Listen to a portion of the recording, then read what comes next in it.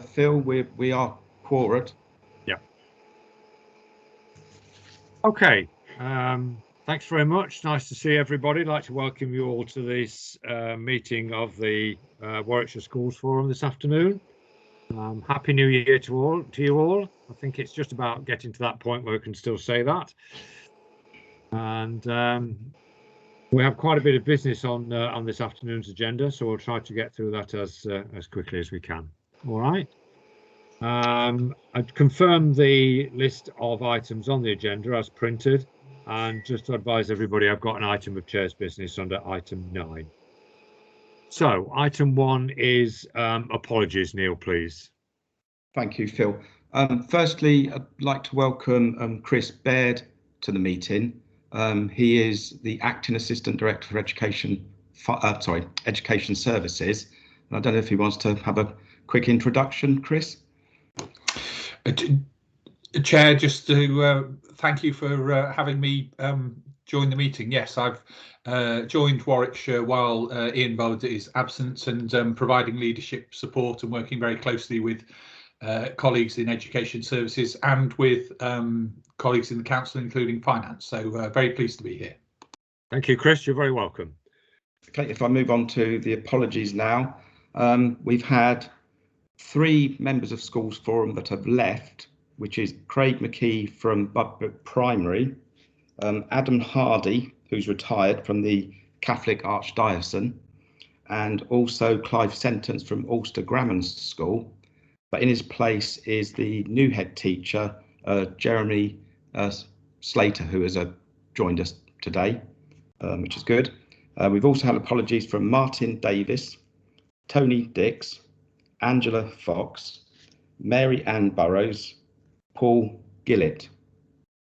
And that is it. Okay, everybody happy to accept those apologies? Not sure what we do if we say no, but anyway. I think we noted during the pre-meeting that we've got a couple of people that we need to replace, and we've got elections next year, haven't we?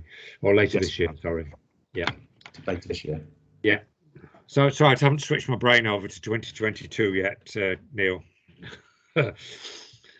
Okay, item 2 is voting and actions from the last meeting. We've had that issued with the agenda. Is everybody happy with that record of the meeting? That's a yes. So moving on, we've got 4 matters for decision today. And the first one is item 3, which is school improvement delegation. I think Sophie or Darren is taking this, are you not? Yeah, hello. Thank you very much. My name's Sophie Thompson. I'm School Improvement Network's lead officer. Darren, do you want to quickly introduce yourself? Yes, good afternoon, colleagues. My name is Darren Barrow. I'm School Sustainability Lead Officer for 3 days per week and Lead Commissioner for School Improvement for 2 days a week, and work very closely with Sophie, and particularly on this document today as well. Okay, thanks, Darren. Okay, I'm going to very briefly run through the document for you that you had with the papers. So I hope you've had a chance to have a look at it. And then Darren and I are here to answer any queries that you might have after that. So we're here to consult with you on the school improvement delegation for the next financial year. And really the reason for this is because the DFE have consulted on the other main source of funding that we have for school improvement, which is the DFE School Improvement Monitoring and Brokering Grant. And at the time of writing the paper, we hadn't had the outcome to the consultation, but we did get that on Tuesday. So DFE are going ahead with their proposals. So I'll refer to that as I go through the report.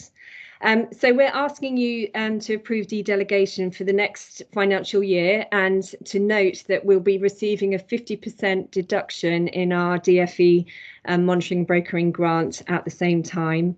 And then to also please note that then following that, we will not have any monitoring and brokering grants from April 2023, and that funding for school improvement activities will come through the delegation route. So the consultation has that's now been approved proposed to remove the monitoring and brokering grant, but to also make provisions within the schools and early years finance regulations to allow local authorities to fund all of their school improvement through dedelegation. The reason DfE have done this was that, in their view, local authorities' school improvement role has changed significantly.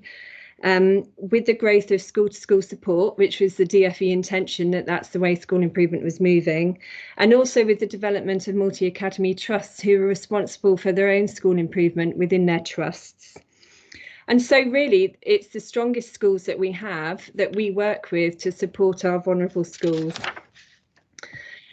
The DfE also felt that there's no clear distinction between the core improvement activities that the grant was provided for and the activities that we funded through the dedelegation route. What we do a lot of preventative work, and that's actually resulted in a significant reduction in the number of financial warning notices that are issued. And basically what DfE is saying in changing the way that the school improvement is funded, that actually we're bringing the maintained schools funding and the academy funding arrangements to be more closely aligned. So in terms of the funding that we currently have in the school improvement team, just to share this with you, we've received in this financial year 466,000 from the DfE monitoring and brokering grants, and we've received 189,000 from the dedelegated DSG. So what we use that dedelegated money for is to buy in support from our system leaders to support our vulnerable schools in Warwickshire. And that helps meet our statutory duty, which is set out in the Schools of Concern guidance. Now, we do know as part of the outcome of the consultation that DfE are going to be rewriting that Schools of Concern guidance. So our statutory duties, we don't know the exact details of how that's going to change, but there will be some changes made to that by DfE. We also use that funding to support our training and development of our system leaders, and to also support schools who find themselves in exceptional circumstances. And some of those schools do actually receive a reasonable chunk of money from us because of those exceptional circumstances that they might find themselves in. So just to note that if Schools Forum don't agree to dedelegation, and we obviously won't have the monitoring and brokering grant going forward, we will have the ability to apply to the Secretary of State to agree to the dedelegation, even if you don't. So they will be putting that into the Act. Neil also asked me to note as part of this report about in December the announcement of the school supplementary grant for 22-23, and we know that Warwickshire schools will be receiving an additional 11.6 million to support the best needs of their pupils and staff and to address cost pressures that they might have. So just to make note of that. I've mentioned in here as well, the consultation, when we made our response from Warwickshire, we did share our views with other colleagues across the West Midlands. There was unanimous rejection of the DfE consultation proposals. However, they're steaming ahead with it, as we now know. And so it's just interesting to note. So the risks that we will face is that the DSG dedelegated funding alone will not be enough for us to meet our school improvement activities, and we may have to become just more reactive rather than preventative as we currently sort of operate. I have set out in the paper that we do have some funding at the moment in our school improvement reserves. And the reason we have that, we have 512,000 in our school improvement reserves. The reason we have that is because we built that up historically, because the staffing of the school improvement team used to be paid for from the DfE grant. So we had quite a nice chunk of money because we knew the future of school improvement was unclear, and that having that pot of money meant we knew that we'd be able to continue to staff that. However, as part of the Warwickshire County Council transformation programme in 1819, it was agreed to move the staffing cost to core funding. So that means we've still got that funding available, and we are using that to support school improvement activity in Warwickshire. but with bearing in mind that we've always known the future was not clear, so we've always sort of kept some of that back for the situation really that we're now finding ourselves in. Those reserves are also part of the medium-term financial strategy review that the County Council have undertaken, but they have agreed that they're not taking those into general reserves, so they will remain with us in school improvements. And just to note that those reserves that we built up to June 2021, they're subject to the Section 31 grant, which means they could be used for anything else the LA legally feels that they would be entitled to do so. But just to note that actually from July 2021, the funding from the grant is ring fenced. So we've got about 341,000 of the current grant that is ring fenced for activities relating to recovery from the pandemic. So that's where we are. So we're asking you to please approve dedelegation, noting that we've got that 50% reduction from this April, and that in the future we will not be receiving any monitoring and brokering grants to continue the school improvement activities, and we will be looking to fund that through dedelegation. So over to you if anyone has any questions about the reports.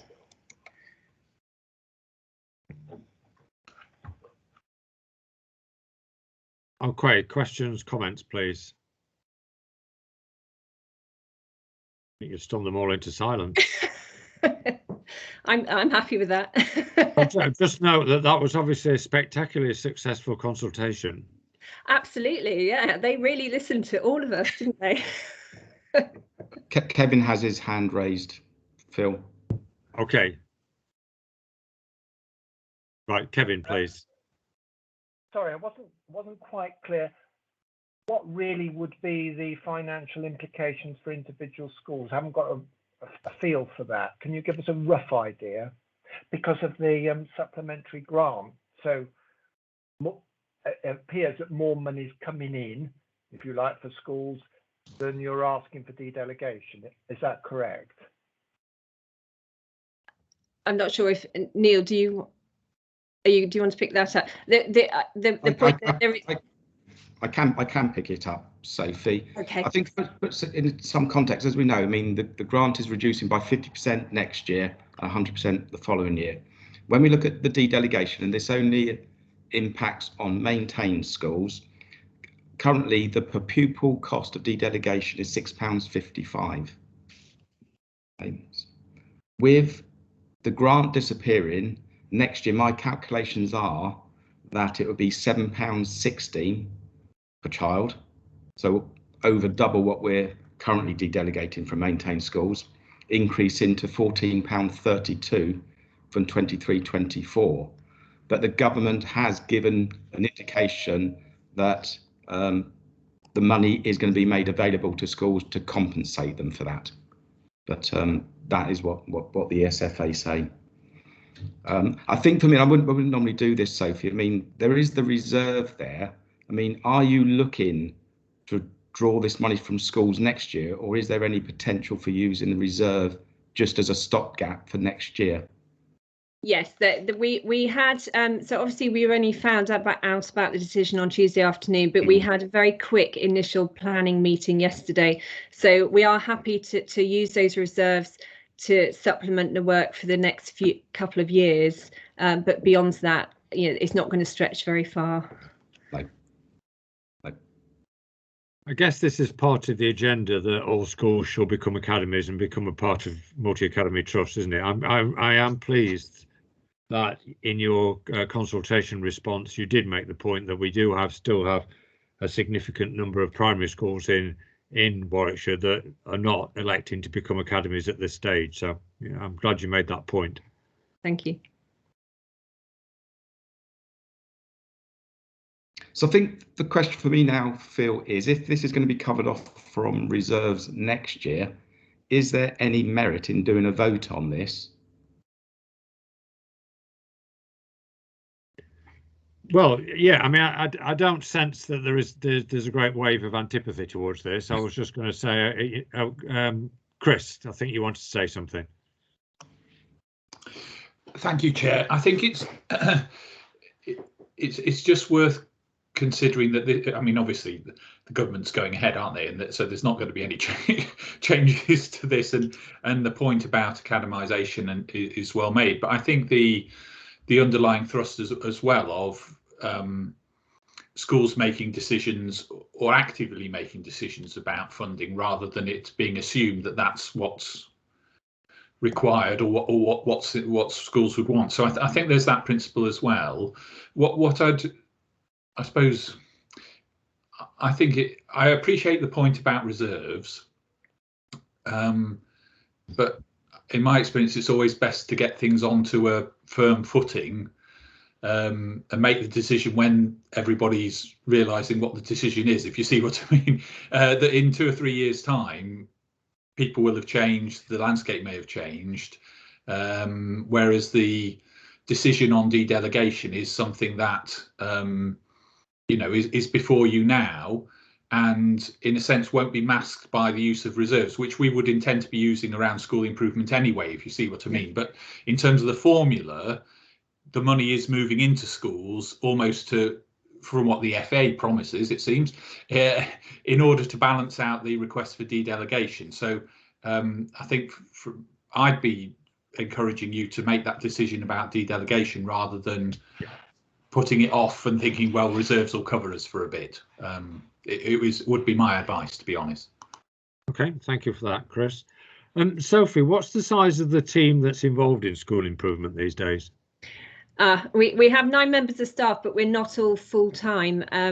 So we have three colleagues who are lead commissioners, and they cover really a two full time equivalents. Darren?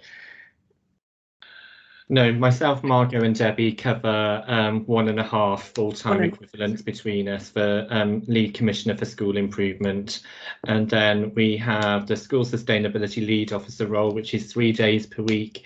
Your role, Sophie, which is 4 days. 4 days a week. We have another officer, Sarah Cox, who she's full-time, and then we have support from business support colleagues as well. Okay, well that puts it into context, doesn't it?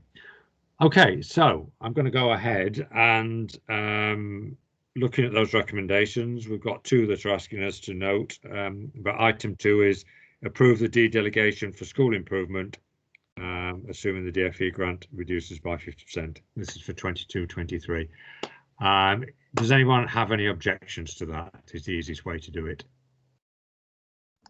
I think, Phil, it's just that's fine. But it is do you want it on the record? Do you want everybody to maintain? I was just going to say it's for maintained schools only. Yeah. All right. Well, maintained schools indicate their support for that proposal. Then, please. Mainstream maintained schools. Sorry, Nikki.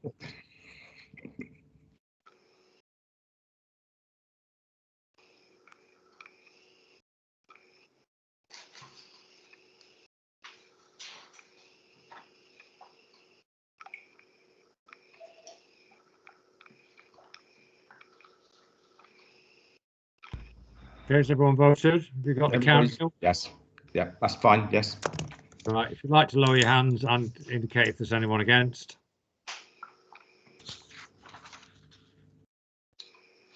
Okay, I think that's fairly clear. That's great. Right, we'll move on to item 4 then, which is early years national funding formula 22-23, and this is you, Neil, isn't it? Okay. Thank you, Sophie and Darren. Thank you. Thank you. Thank you, Phil. So before we have the early years national funding formula for 22-23, this covers 5 areas of early years provision, but there's only one area that is for vote by members of schools and the PBI sector, and that is how we allocate the 3 and 4 year olds. The 2-year-old funding has to be passported 100%. Along with the early years per pupil premium, the DAF funding and the supplementary funding for maintained nursery schools. So the issue is for Schools Forum is how we allocate the money available for 3 and 4 year olds. As you can see, for a number of years, funding in the early years was pretty stagnant. A modest increase last year, and we've got another increase in 3 and 4 year olds next year of 3.83%. The issue is was put to the early years working group back in December to see how this money should be allocated, this additional funding. We have to allocate the funding the same across all providers. We can't treat any providers differently. Within the funding, we have to have a universal rate, and then we can have up to 4 supplementary funding rates. Warwickshire has chosen over the last number of years just to allocate money to deprivation because of the 4 is the only mandatory one. The other 3 are sparsity, quality and flexibility. And the working group has consistently felt that these are too subjective to warrant allocating funding to them, and also information on them is not readily available. So we would actually have to put in process into place to try and monitor individual providers to see whether they would fulfil the requirements to receive any of this funding. So what's before you is 2 options. One option is that we kept the deprivation rate at 7p, or we increase the deprivation rate to 8p. This in effect mirrors the 8p, the early years per pupil premium funding. And I know this gets a little bit complicated, but when we say that we're going to increase the funding from 53p to 60p for deprivation, but at the same time we're going to decrease the universal rate by only 1p. I know it does get a little bit confusing, but the way to look at it is if you had 7 children and only one of those children was eligible for deprivation, we could take a penny off all 7 children and give that 7p to that child who is eligible for deprivation. That's how we move from the 53p to the 60p, because in effect only about 1 in 7 children in Warwickshire are eligible for deprivation.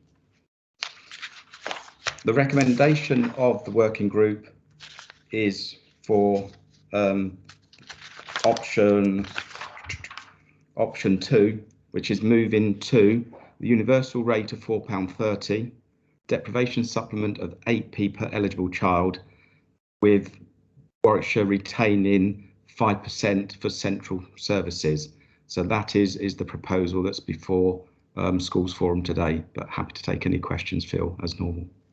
Okay.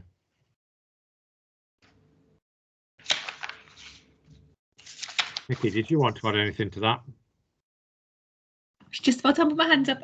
So yeah, from our perspective, I think we've got so many of our school and SETA members from the early years who are on that working party. I think they've really looked at all the options and worked out a best way of that funding coming into the settings. So I think the option that they've proposed, I think, is one that we should really consider as School Forum. Thank you.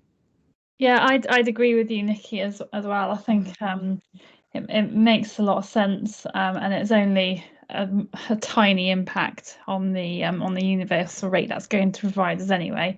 I think it's just at this point important to note though that we really welcome this extra 15p that we've been given to supplement our funding rates, but it's still, I think, important for people to be aware that this is continues to be a challenging rate for early years providers, whether it's PVI or in nursery classes. So it's a great headline that we're getting a bit more money, but it still doesn't cover the cost of delivering, and I think it's important for people to be aware of that as well.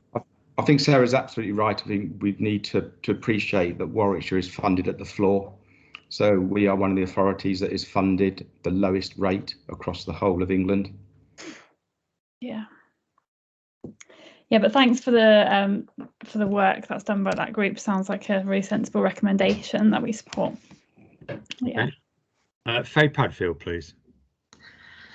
Hi everyone, thanks. I just wanted to check, have these figures previously been published? So the 431, have schools been doing their budgets on the basis of they were getting 431? No, nothing's been published. Okay, It can't. so nothing's going to be. It's not going to suddenly then have an impact on schools going, actually, we are now, when you add it all up, short of what they predicted in budgets. No. OK, that's fine. Thank you. I just wanted to clarify that. And then the second recommendation, Phil, is around asking the early years working group to meet early in the new financial year to discuss using the early years ring-fenced surplus. So there'd be 2 recommendations. Okay, is everybody happy to move on to voting on those recommendations? Okay. Right, recommendation 1 then, please indicate your support.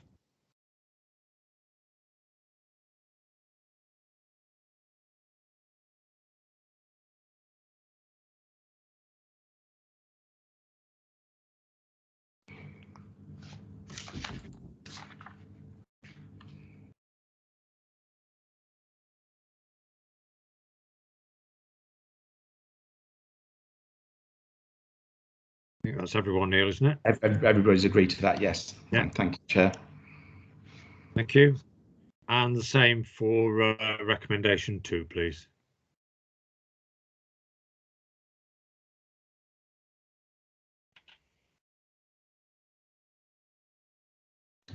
Yeah, that's 15. Okay. Right, thank you very much. So we'll move on to item 5, which is the growth fund, which is Emma, I think. Yep, thank you. My name is Emma Basson-Smith. I work in the Education Capital and Sufficiency team. I'll just take you through some of the main points of the paper. The paper just outlines the criteria in which, sorry, I should say, the growth fund. I'll explain what the growth funding is first. The growth funding is used to support schools which are required to provide extra places to meet the basic need within the local authority. You may well know the local authority has a statutory duty to ensure sufficient school places. So we use this fund to support those schools in providing the additional school places, primarily to help with the initial period of taking those pupils where they're not receiving funding from the pupils in the census. The growth fund also helps contributes to the pre-opening and post-opening costs for new schools, LA presumption schools, that is, those ones that the local authority are opening, not the wave schools through which the DfE open new schools. The DfE are responsible for the pre and post opening funding in that case. So, as I said, we support schools in providing extra school places. In terms of the criteria, I've outlined the criteria in which the growth funding is administered for primary and secondary schools, and the pre-opening and post-opening funding. This year we've only made one slight change to the funding, and that is we've had some feedback on the primary school growth funding payments in terms of the amount of resource that schools may struggle to cover within their existing budgets from a new class. So we've uplisted the resource element of the growth funding payment slightly to cover that. That doesn't actually have a significant impact on the allocation, because the amount of primary pressure we're seeing is decreasing. So the number of primary schools taking expansion or extra in-year classes has been reducing over the years, but we just want to make sure that for those primary schools that do take on additional pupils, the pressure on the school budget is limited. We don't want to make things worse. I should have said the DSG, within the DSG allocation, the growth funding element of the schools block, the total allocation to be received is 2.8 million for 22-23, and our estimated requirements for 2022-23 are 2.3 million, I think I estimated. And I've split that down. 2.3 million we estimate we need for 2022-23 to support growth in the county. 1.9 million of that is the growth funding to support expanding schools. 200,000 of that we should be able to recoup back from the ESFA, and another 400,000 is required to support the pre-opening and post-opening of new LA presumption schools. We're proposing to open potentially 2 new schools in 2023, so we need pre-opening costs to support that. Are there any questions?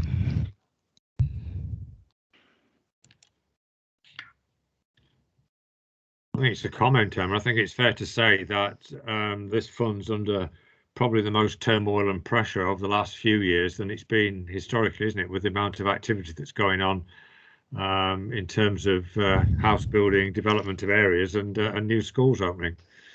Yeah, no, I agree. And we don't want to put, we're unsure of, how the growth funding allocation as part of the DSG will change. It may be that it will start to go down slightly. So we don't want to start to increase things and make sure it's not necessarily viable moving forward, but we also want schools to be able to budget, especially if they're receiving growth funding. So we need to make sure we don't want to chop and change the payments. We want to be consistent, but we also want to make sure we can pay them, if you like. And our requirements for this year are just under the allocation, which is good, and hopefully that will continue. But yes, I anticipate that the cost to open a new schools will become much more prominent within the allocation, and that will increase, and perhaps the actual growth funding to support expanding schools will decline. But yes, definitely it's okay.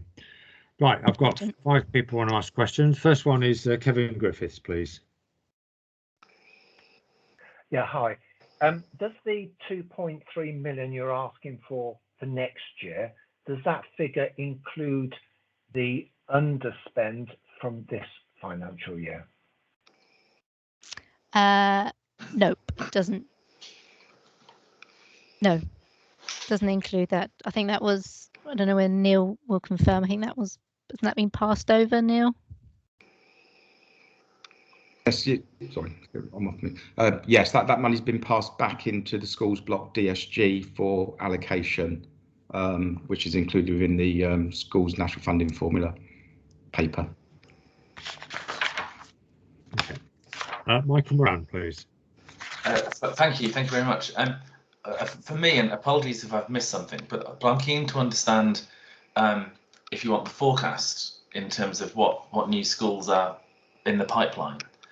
Particularly sounding quite selfish for my area, rugby, I'm keen to understand actually what is planned from a primary and particularly a secondary school perspective. So to get sight of what's in the pipeline, and also to understand, how that pipeline is working through, and where effectively there'll be increased pressure, and that if in, I don't know, 2025 or 2026 as a number of schools being proposed, how that works through the system, and is there some sort of prioritization, or how you would manage that, really? Yeah, I mean, our we publish in terms of pipeline. We do publish an annual sufficiency update. We just provide 5 to 7 year forecast, 5 for primary, 7 for secondary, and we do include in that capital projects. And the potential timing of new schools. So the two new schools that are identified for 2022-23, it's one that's been delayed again this year, which is in Rugby. It was the Griffin School. So we're hoping that's in line for opening in 2023, but we need to provide the pre-opening funding 22-23 to support that primary school. And then the other school, which we're still to confirm timescales, but I've put it in, is the Oakley Grove new all-through school in Warwick district. And we're looking for it to open for 2023. There have been some delays on the capital programme, so we're currently reviewing options, but that was the other school that needed pre-opening funding for that as well. Could I also add, Phil, that a paper comes to Schools Forum each September from Bern, outlining new free schools. Yes. So some of the information that Michael's asked for will be picked up in that paper. Okay. All right. Faith Padfield, please. Hi, thanks. Sorry, it's probably a silly question that everybody knows the answer to, but I don't know. Post 16, how is that funded? Because that's not shown on the growth strategy, and obviously there is now, well, since 2014 has been the requirement to continue education post 16. So how does that get picked up? I'm not entirely sure, actually. I think the growth fund, the DSG is, the guidelines say that we should only spend it on pre-16. Pre-16. Of course, yeah. I just wonder where that information is, because obviously the LA has a statutory authority for post 16. Post 16 funding comes through a different stream. Okay. Doesn't actually hit us as an authority. The only bit it does go direct to providers, or some funding around special schools. Okay. There might be some lagged funding potentially. Yeah, no, I was just interested because it obviously did appear, but it is obviously a statutory duty of the. Right, and there will be growth in numbers as well. So yeah. Absolutely, yeah. Brilliant. Okay, thanks very much. All right, thank you. Paul Gillett, please.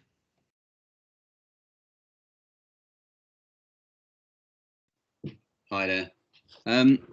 Yeah, you said two schools there, Emma. So we've got Rugby, Griffin, and Oakley. You mentioned a third? Did I? Those were in the pipeline. No, I think there were more in the pipeline, but in terms for the growth fund requirements, just includes two schools. Okay. So there will be more in the pipeline. None with none with confirmed opening dates, but certainly some at feasibility stage. But yeah, not in the growth fund. When will we get sight of the feasibility and where these schools are coming? Well, the annual update, I think, has been put in the chat, does identify the areas where we have got new schools. So another one in South Leamington should be coming in the next 5 years. We've got some school relocations that we're working on, and potentially another one in Nuneaton and Bedworth, probably towards the end of the next 5 years. So not in the next 2 to 3. Just the two I've mentioned. Thank you for that. Okay, thank you. Jane Burrows, please. Hi, I've just got a question around the secondary school funding. Obviously, the bulge that we've seen historically has hit primary schools, but is now moving into the secondary phase. The secondary funding is not much more than the primary funding. And I'm just wondering why that is, because obviously the APU for secondary students versus primary students is quite significantly higher. So I'm just questioning whether that is the 38,611 per 7-month period is sufficient, given that that bulge is going to be moving through secondary schools in the next 5-10 years.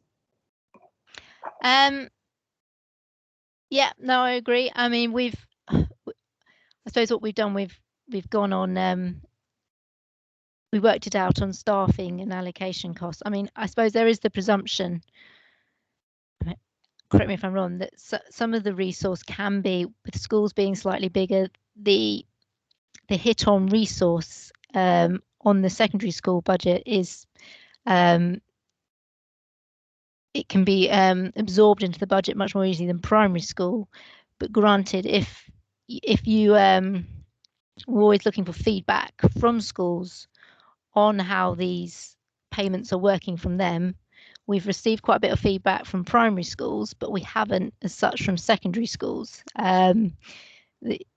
It's always greatly received, and we haven't had any negative comments on that. But if you but I'm happy to have a discussion sort of moving forward with respect to next year's, if we want to look at possible adjustments, how it may need to be revised. But I am conscious that we need to keep it within, obviously, the allocation envelope, if you like, that we have. But yeah, definitely happy to talk through sort of qualitative, if you like, and quantitative, if you like, examples of sort of funding, if you like, schools funding, and how that can be translated into growth payments. Because I certainly recollect us doing a review on the primary level of funding, and Neil, you might be able to correct me if I'm wrong, but I'm not sure if we looked in detail at the secondary level of funding, so it might be an exercise worth looking at. Sorry, Jane, I didn't quite get that. You broke up a bit. So, oh, sorry. So certainly in Schools Forum, historically, we've looked at the primary school bulge class funding in quite a bit of detail, but yes. I can't remember off the top of my head if we actually looked at secondary school funding, and I just wonder if that's now worth looking at. It could well be, Jane. I'll put that down on the forward plan, and I'll talk to Emma and Byrne outside of this meeting to see what can come back to Schools Forum to inform them on any bulge classes in secondary schools. Thank you. In the meantime, I'm sure, Jane, you'll give some detailed feedback, won't you? Phil, of course I will.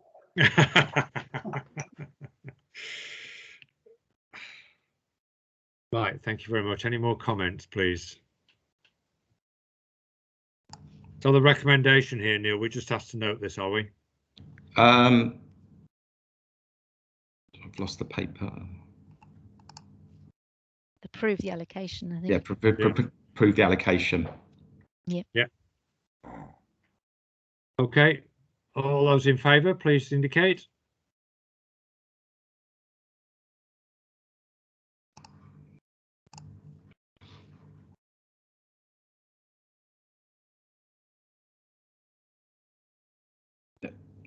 Okay, thank you very much, everybody. Thank you, Emma, for your report. Thank you. Item 6 is national funding formula, which I think is you again, Neil, isn't it? It is, Phil. Thank you. So we have before you the paper that sets out the school's national funding formula for 22-23. The recommendation for this is for Schools Forum to agree a consensus of its advice to Cabinet, because at the end of the day, it's for councillors to make the final decision on the school's funding for next year. But they have tended to listen to Schools Forum's recommendations. You can see that overall the DSG for next year has increased by £16.2 million or 4.25%, and this roughly equates to the increased number enrolled across Warwickshire because of the continued house building that's taking place, and more families coming into the area, and also overall the factors have gone up by roughly about 3% as well. The minimum pupil funding has again increased by 2%. This is in order to protect the minimum funding guarantee, and also you'll see from Appendix 1 that the factors have gone up by 2.17% and 3.85%. There's quite a wide range in percentage terms, but it's because they always round up the figures to the nearest £5. So there is some small increases that represent quite a large percentage increase. As you can see from 2.5, again, we've managed to continue to set the hard national funding formula.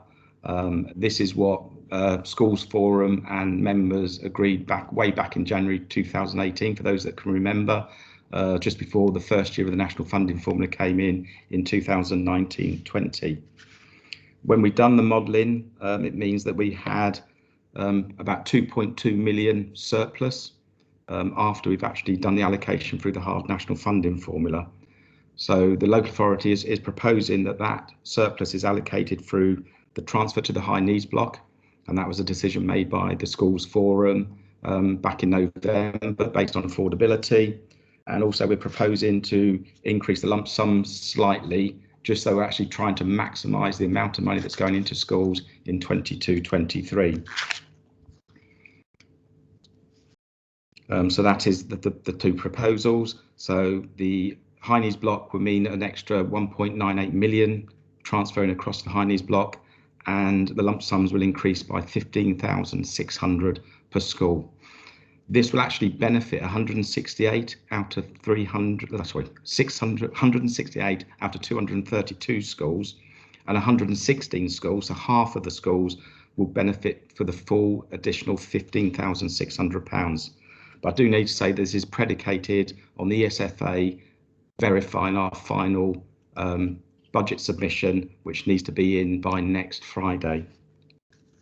This will then leave a very small contingency of £10,000. I think, as already been indicated in previous reports, on top of the national funding formula and the schools block DSG, there's the schools supplementary allocations for 22-23, and these are to give funding into schools for decisions that were made between January last year, when the ESFA calculated how much money each individual local authority should receive, and changes the government have made which will impact on schools. For example, the National Insurance Social Care Levy. Because they can't pay it through DSG, they have to pay it through supplementary allocations. But the intention is that will then be included in schools block DSG from 23-24 going forward. I would point out that on Appendix 2 there are a couple of errors on there which we picked up very, very late, and I will just be circulating an amendment, but I don't think it actually impacts on the main thrust of the report and how we're going to allocate the funding in 22-23. But as always, happy to take questions, Chair. So do you just want to tell us what those corrections are going to be, Neil? Yes, I've got it here. What happened was, as you know, the issue around this time is its timing, is that we're putting something forward to Schools Forum in January, early January, that needs Cabinet and Council's approval late January, early February. We don't put our submission in on the schools funding until the middle of January, so that'll be next Friday is the deadline, but we're hoping to get it in tomorrow. But sometimes the ESFA come back and say we need to do some corrections. So what happened is the baseline for 21-22 on Appendix 2 was based on the information that I shared with Schools Forum last year, which subsequently changed slightly. In particular, the main thing is that I put in the lump sums were not high last year, they were lower. We had intended, I think some Schools Forum may remember that the initial intention was to increase the lump sums from 118,000 to 130,000 last year, but that didn't happen because there were some other issues with the model, which meant that we had to take money out of the lump sum to apply it to other factors. But as I say, it doesn't really change the main thrust of the report. It's just a little bit of technical. Well, so it was a mistake. Okay, that's fine.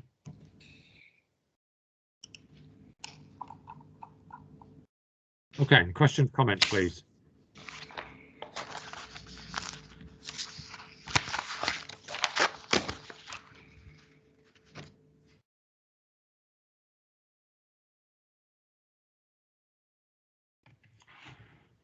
It's like everyone's happy.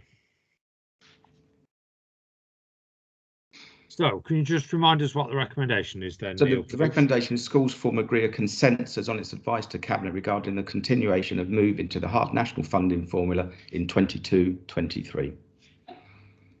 Okay.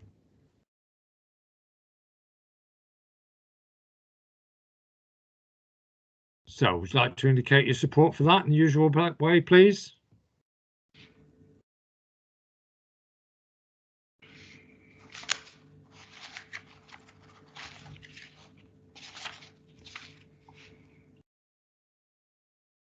Thank you very much. Thank you. Everyone's very well behaved this afternoon.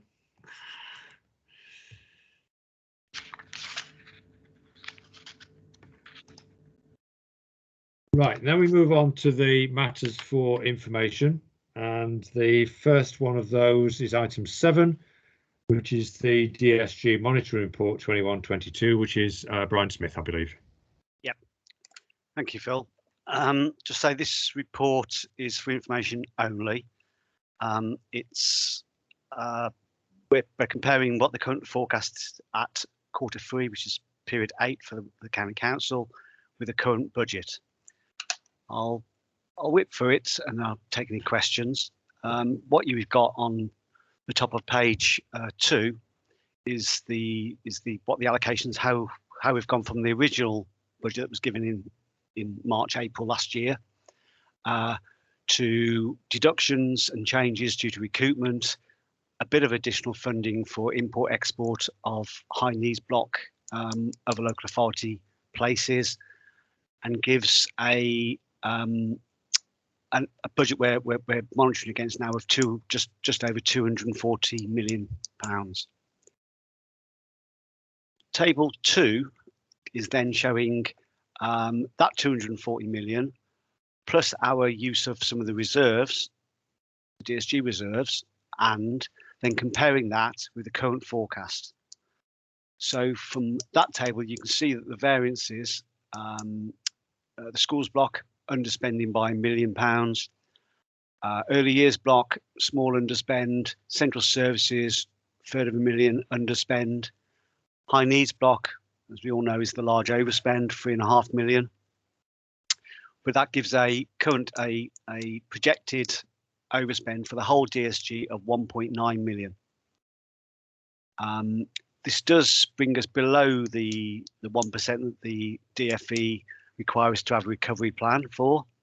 But as our high needs block is quite high, we're keeping the pressure on, and we're keeping a plan ready to submit it if we ever needed to. Okay. Bottom of page, top of page 3 is the reserves position, and that basically takes into account that 1.9 million overspend, where it hits the various reserves, giving you the current position. Now, currently, that's showing an overdrawn reserve of 12.6 million, and that's what's the because we have to balance the books as a local authority. That's what we are currently putting into a positive reserve, a cover reserve, as part of our MTFS program. Okay. Section 4 really goes into the detail of the overs and underspends by the various blocks. I'll summarise them pretty quickly because nothing significant has changed from the issues that, especially within the high needs block. The issues are the same, just the figures have changed a little bit. Schools block, that's shown a 1 million underspend now, and that's primarily due to the slippage on the opening of primary schools. So we haven't had to use the growth funding this year. It's been put back into the pot for next year, into the schools block, as Neil mentioned earlier, and that will be used to cover the allocation of the whole of the schools block. The high needs block, excuse me, this is obviously the area where we have the large overspend. It's currently 3.6 million. Some of the areas, the main areas of overspend are really to do with the independent specialist provision, so out of county places in non-local authority schools, and also there is the main element of the overspend is also the bottom of that paragraph, which is the areas where we still haven't got, we've got plans in place, but they haven't been come to fruition yet for savings. So they're planned savings over the next 5 years as part of the Send and Inclusion Change stroke DSG recovery plan. Some of those overspends have been offset by underspends in some areas, and we've been reporting those since this year. Some of it's to do with top-up funding for mainstream schools, also top-up funding for special schools, and that's really whereby we've got the budget there now, but it's actually for ready for when we start to move those pupils from independent special providers back in county and into our places.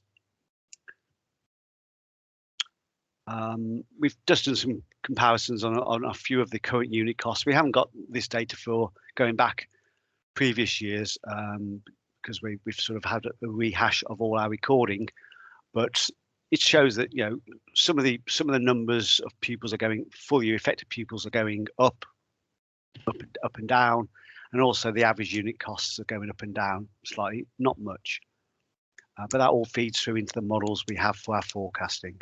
It was just to give you an idea that we are looking at this in quite minute detail. I'll go into the early years block.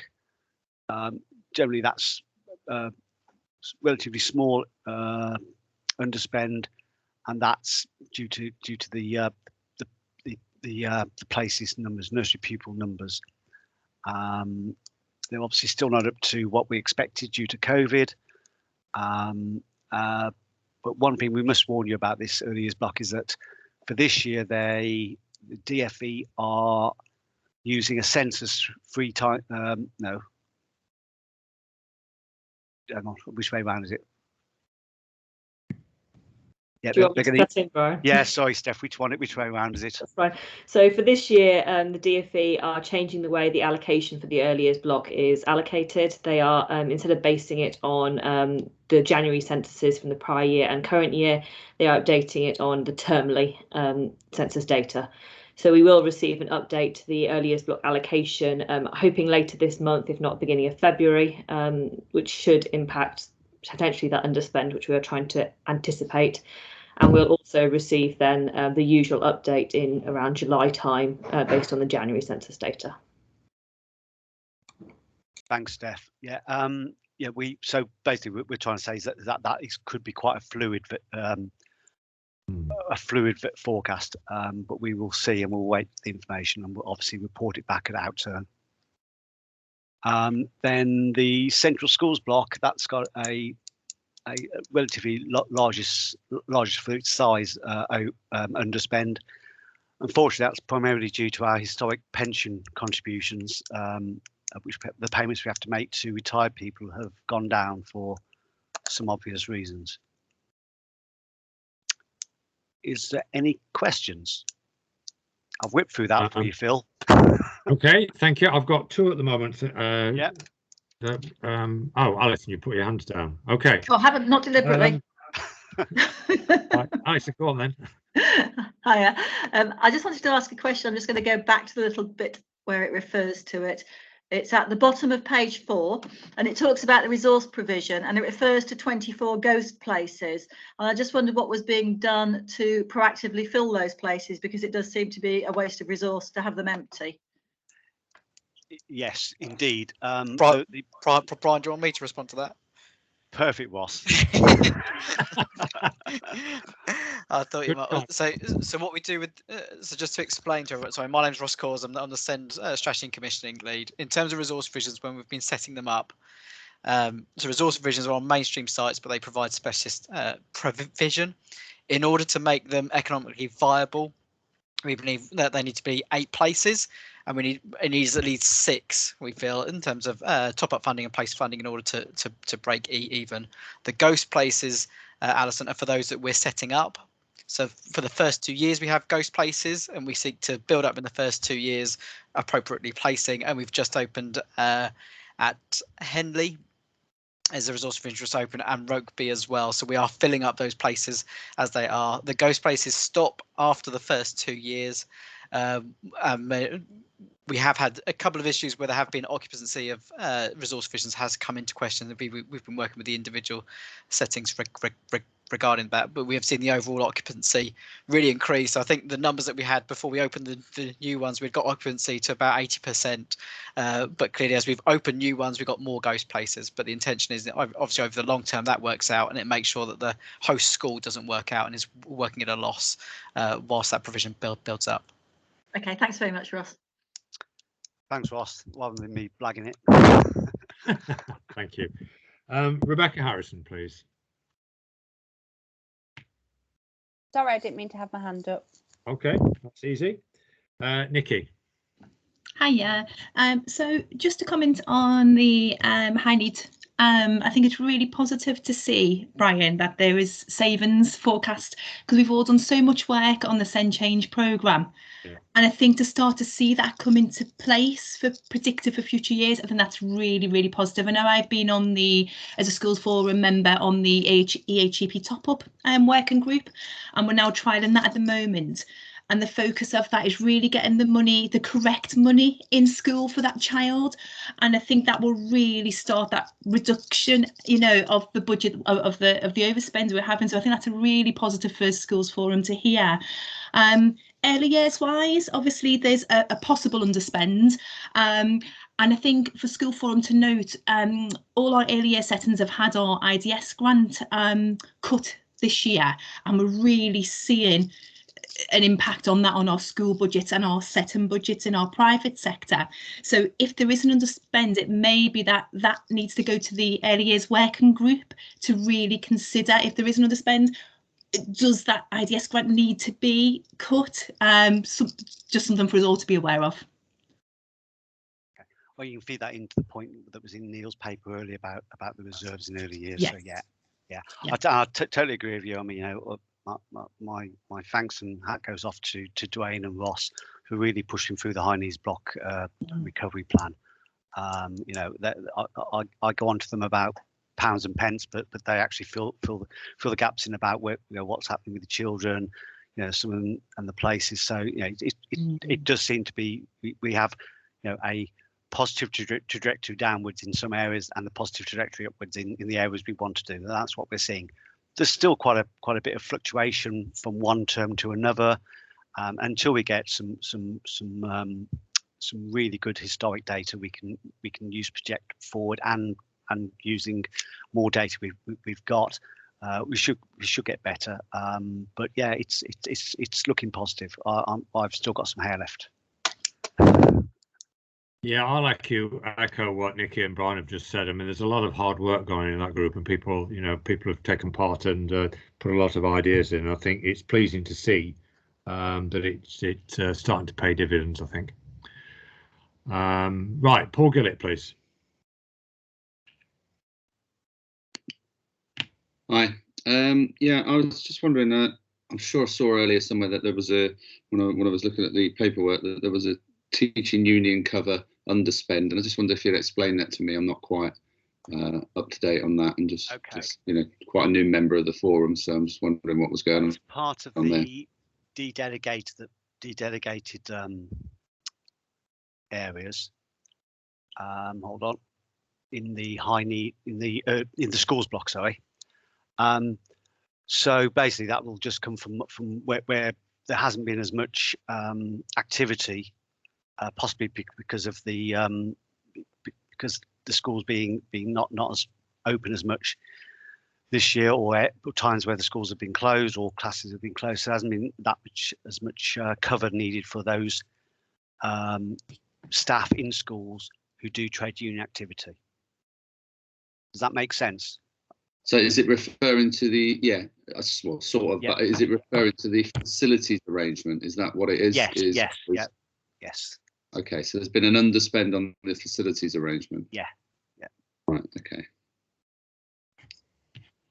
Thank you. Cheers. Thanks a lot. Okay, you happy with that? Was that clear? Yeah, it'll probably require some follow-up. I'll talk to someone else. I don't think it's the place now to do that. I'll just, as long as I'm aware of what that refers to, that's fine. Okay, all right, that's fine.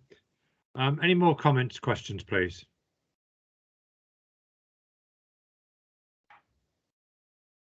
Right, we've noted that. Thank you very much, Brian, for your report. Thanks, Phil. For Roger's intervention. Right, item 8 is the forward plan. Thank you, Phil. So you have the forward plan. We seem to have got into quite a reasonable cycle now that we've moved to 4 meetings a year rather than 5. But not going to really go through it in any detail, but we will keep it under review to see if there's any further papers that may need to come forward at any time. But happy to take any questions on it.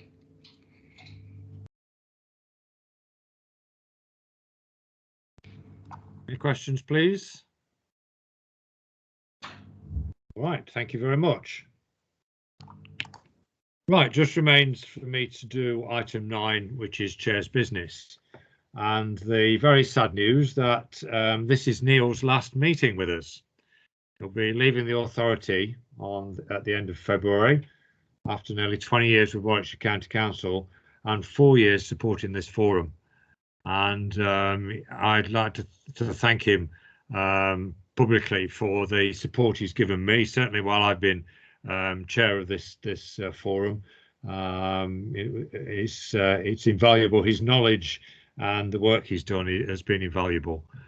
So thank you very much, Neil, and we wish you all the best with whatever you decide to do in future. Nikki, do you want to add to that? Anything? I think just to say that I echo your words, and I think you've provided us all with the information. If you don't know it straight away, you've always got back to us with it, Neil. Yep. And then from early years member, I know you've really got your head round early years finance, which isn't the easiest. So thank you for all your support. Okay, thank you, Nikki. It's really has been a pleasure working with you all. Sybil. Yeah, I'd just like to add that for Neil, I'm probably one of the longest serving members on Schools Forum representing the diocese. I've worked with Neil. Nothing's ever too much trouble. He's been wonderful in the way he operates, very friendly, and I wish him all the best in what he does in the future.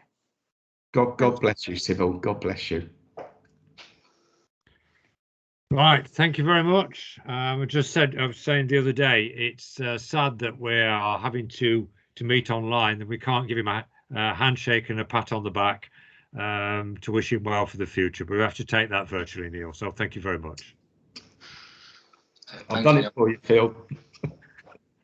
Right. Thank you very much for your attendance today and your questions and comments, and to the officers for their presentation of the reports. Our next meeting will be on the 17th of March at 2 o'clock, and that meeting will also be online. So wish you all the best and see you soon. Thank you very much. Thanks, Bill, and thank you, Neil. Bye. Thank you. Bye. Thank you. Thanks, everyone. Bye. Bye. Thank you. Good luck, Neil. Thanks, Larry.